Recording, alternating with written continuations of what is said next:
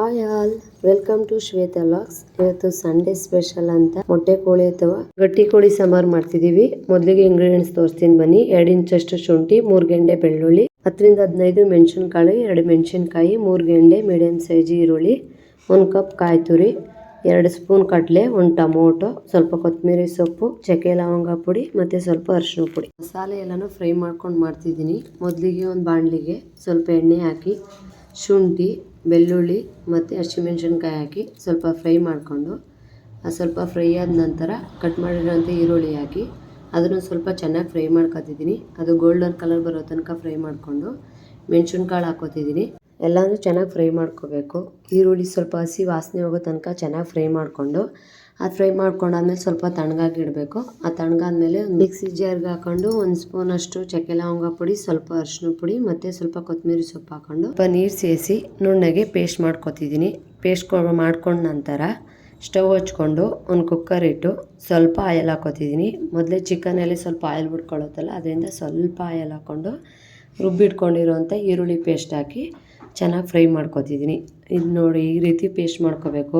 ಅದು ಸ್ವಲ್ಪ ಹಸಿ ವಾಸನೆ ಹೋಗೋ ತನಕ ಚೆನ್ನಾಗಿ ಫ್ರೈ ಮಾಡ್ಕೋಬೇಕು. ಫ್ರೈ ಆದ ನಂತರ ತೊಳೆದಿಟ್ಕೊಂಡಿರೋಂಥ ಚಿಕನ್ನ ಸೇರಿಸ್ಕೊತಿದ್ದೀನಿ.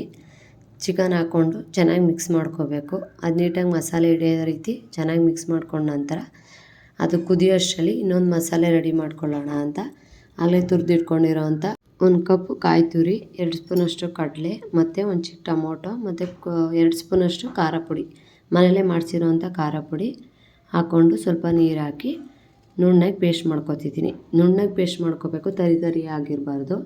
ಫುಲ್ ನುಣ್ಣಗೆ ಪೇಸ್ಟ್ ಆದರೆ ಸಾಂಬಾರು ಥಿಕ್ನೆಸ್ಸು ಕೂಡ ಚೆನ್ನಾಗಿ ಬರುತ್ತೆ.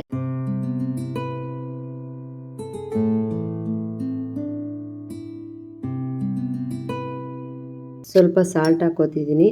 ಸ್ವಲ್ಪ ಸಾಲ್ಟ್ ಹಾಕ್ಕೊಂಡು ಚೆನ್ನಾಗಿ ಮಿಕ್ಸ್ ಮಾಡ್ಕೊತಿದ್ದೀನಿ. ಈಗ ಆಲ್ರೆಡಿ ಒಂದು 50% ಬೆಂದಿದೆ. ನೋಡ್ತಿದ್ದೀರಲ್ಲ ಅದರಲ್ಲಿರೋ ಆಯಿಲ್ನ ಅಂಶ ಹೇಗೆ ಬಿಟ್ಕೊಂಡಿದೆ ಅಂತ. ಈಗ ಆಗಲೇ ರುಬ್ಬಿಟ್ಕೊಂಡಿರೋ ಅಂಥ ಕಾಯಿ ಮಸಾಲೆ ಹಾಕೋತಿದ್ದೀನಿ. ಕಾಯಿ ಮಸಾಲೆ ಸೇರಿಸಿ ನಮ್ಗೆ ಎಷ್ಟು ಬೇಕು ಸಾಂಬಾರು ಥಿಕ್ನೆಸ್ಸಿಗೆ ತಕ್ಕನಾಗಿ ನೀರು ಹಾಕೋತಿದ್ದೀನಿ. ನಿಮಗೆ ಸಾಂಬಾರು ಗಟ್ಟಿ ಬೇಕು ಅಂದರೆ ಸ್ವಲ್ಪ ನೀರು ಹಾಕ್ಕೊಳ್ಳಿ, ಇಲ್ಲ ತೆಳ್ಳಗಿರಬೇಕು ಅಂದರೆ ಸ್ವಲ್ಪ ನೀರನ್ನ ಜಾಸ್ತಿ ಸೇರಿಸ್ಕೊಳ್ಳಿ. ನಾನು ಇಷ್ಟು ನೀರು ಹಾಕ್ಕೊಂಡು ಇಷ್ಟು ಥಿಕ್ನೆಸ್ ಬೇಕು ನನಗೆ, ಅದಕ್ಕೆ ಇಷ್ಟು ಹಾಕೊಂಡಿದ್ದೀನಿ. ಆಗಲೇ ಸ್ವಲ್ಪ ಸಾಲ್ಟ್ ಹಾಕಿರೋದ್ರಿಂದ ಈಗ ಸ್ವಲ್ಪ ಸಾಲ್ಟ್ ಹಾಕ್ಕೊಂಡು ಕೊನೆಯಲ್ಲಿ ಮೊಟ್ಟೆ ಮತ್ತು ಲಿವರ್ನ ಹಾಕೋತಿದ್ದೀನಿ.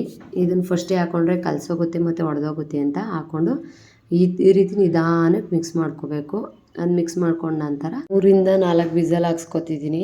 ಚೆನ್ನಾಗಿ ಬೇಯಬೇಕು, ಗಟ್ಟಿ ಕೋಳಿ ಆಗಿರೋದ್ರಿಂದ ಚೆನ್ನಾಗಿ ಬೇಯಬೇಕು. ವಿಸಲ್ ಹಾಕ್ಸ್ಕೊಂಡು 10 hours later. ನೋಡ್ತಿದ್ದಾರಲ್ಲ ಎಷ್ಟೊಂದು ಎಣ್ಣೆ ಅಂಶ ಬಿಟ್ಕೊಂಡಿದೆ ಅಂತ. ಈ ಚಿಕನೇ ಹಾಗೆ ಸ್ವಲ್ಪ ಎಣ್ಣೆ ಜಾಸ್ತಿ ಬಿಟ್ಕೊಳ್ಳುತ್ತೆ, ಅದಕ್ಕೆ ಸ್ವಲ್ಪ ಎಣ್ಣೆ ಕಮ್ಮಿ ಹಾಕೊಂಡು ಮಾಡ್ಕೋಬೇಕು. ನೀವು ಒಂದ್ಸಲ ಟ್ರೈ ಮಾಡಿ ನೋಡಿ. ಇಷ್ಟ ಆದರೆ ಲೈಕ್ ಮಾಡಿ, ಜಾಸ್ತಿ ಇಷ್ಟ ಆದರೆ ಫಾಲೋ ಮಾಡಿ. ಟೇಸ್ಟ್ ಹೆಂಗೈತೆ?